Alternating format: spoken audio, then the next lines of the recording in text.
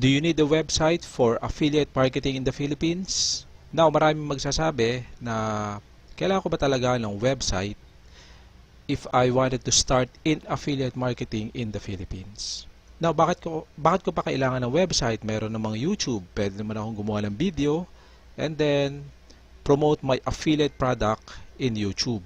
Meron namang Facebook, pwede naman ako mag-create ng Facebook page o di kaya naman pwede rin naman akong mag-promote ng affiliate product through my personal Facebook account. So bakit kailangan ko pa ng website? By the way, this is my website, butchlirios.com, where you can see where I put my about me. Meron ako about me page, and then I got my own blog post, then I got my videos, and I got my product page, and also you can contact me through my website. Okay, this is my website and this is all my blog posts. To introduce myself, my name is Butch Lirios. I'm a blogger, author, and entrepreneur. You can visit my website at butchlirios.com. Ba't nga ba kailangan ng website to start an affiliate marketing business and eventually to start your own online marketing business?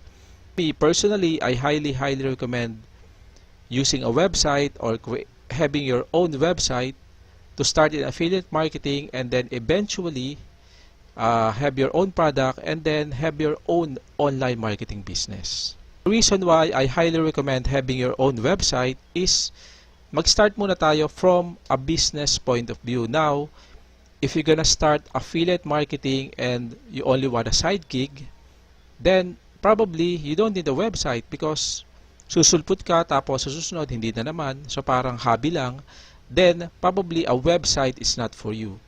But if you are serious of establishing your own business and establishing an affiliate marketing business and eventually become your online marketing business, then you need to have a website. So, bakit mo kailangan ng website? From a business point of view. A website is like an asset. Actually, it's not like, it's an asset. Okay?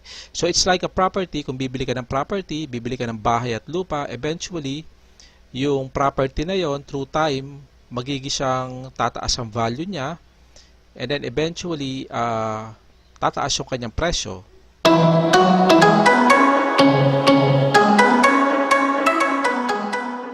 Pagka pinarentahan mo yung property mo, yung bahay at lupa mo, magkakaroon ka ng cash flow, magkakaroon ka ng income from renting out that property. Now, it's the same with a website.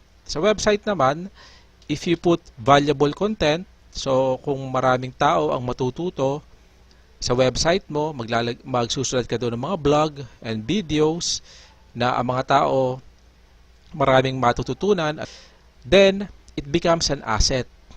Because people will visit your website, consume your content, kasi they find it valuable.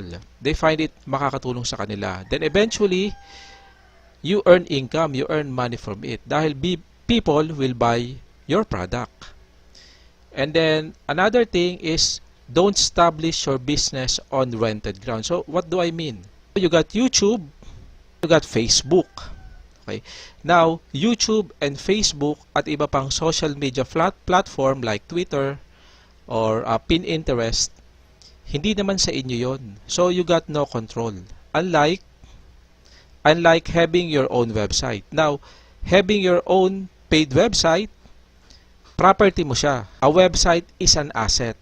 Now, I'm talking about a paid website, not a free website. So, a website is an asset. It's like a property.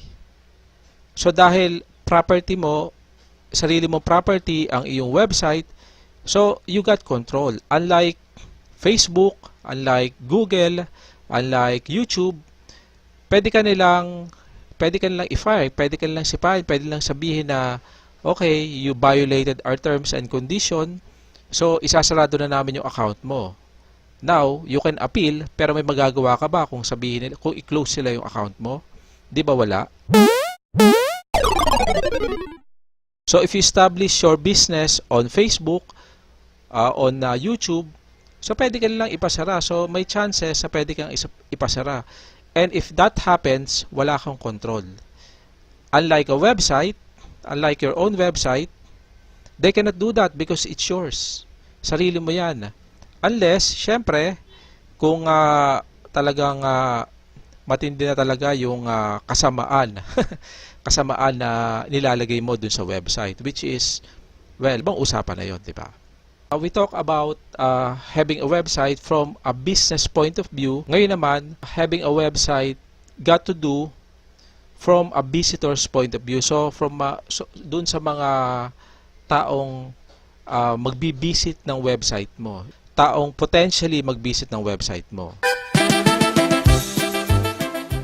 Having a website creates, trust, credibility, and authority dun sa mga taong magbi-visit ng iyong website. Okay? Now, bakit natin nasabi? Because having a website, so, showcase mo dito, unang-una, yung knowledge mo sa topic. So, for example, you're promoting a product, and then, like on my previous video, I mentioned about writing a product review blog post. Then, by writing a blog post about it, then you establish authority. So, pinapakita mo sa kanila kung meron kang blog post. Like in here, I got a blog post about online entrepreneurship and personal development. So, pinapakita mo sa iyong mga visitor na you are well-versed. You know what you're talking about. So, that's why you establish authority pagka nabasa nila yung iyong blog post. And then, when you establish authority, then people gain your trust.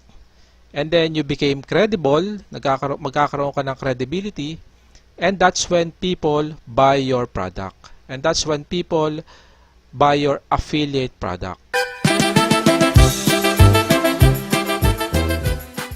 Selling affiliate product is like recommending to your visitors, to your readers, na ito yung recommendation ko. I highly recommend doing it, and then you can buy it. This is my link.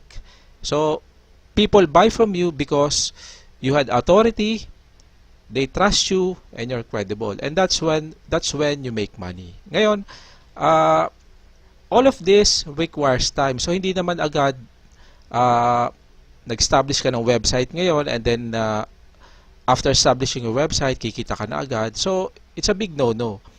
Now, if you want to establish a business, it takes time. Wala namang tinatawag na quick rich scheme. Yayaman ka agad. There's no such thing.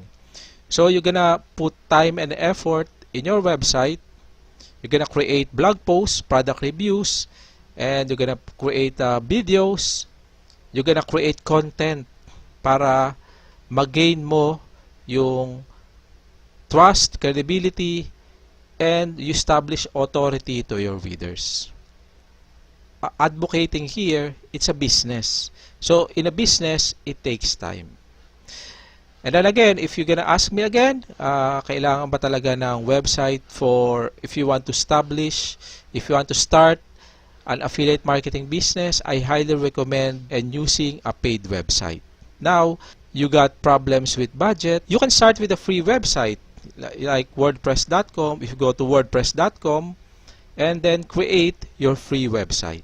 With a free website, marami siyang limitation, unlike with a paid WordPress website.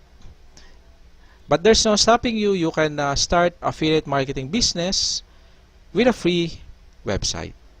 And then eventually, you upgrade to a paid website. This is Butch, Lirios, and thank you for watching my video. Bye!